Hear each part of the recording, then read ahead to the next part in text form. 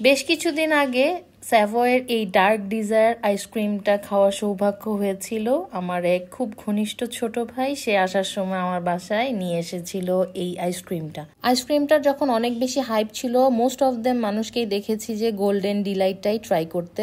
সবারটা দেখে আমারও golden ডিলাইটটা try করার খুব ইচ্ছা ছিল, বাট ভাগ্যে আসলে এটা ছিল, তো এটাই ফার্স্ট ট্রাই করা হয়েছে। এই ডার্ক ডিজায়ারের প্রাইস ছিল হলো 1100 টাকা। ছোট ভাই যখন এনেছিল ও আনতে আনতে অনেকটা মেল্টেড হয়ে গিয়েছিল, তখন টেস্ট এক্সাক্ট আমি বুঝতে পারছিলাম না। পরের দিন আমি যখন ট্রাই করি তখন আমার কাছে এটা বেশ মজা লাগে। পুরো আইসক্রিমটার নিচের লেয়ারে ছিল হলো কেক, তারপরে হলো আইসক্রিম, দেন আবার কেক, দেন ওপরে হলো একটা হার্ড চকলেট, আর ওই চকলেটের উপরে এরকম কুচি কুচি করে চকলেট আর কি ওরা ডেকোরেট করে দিয়েছিল।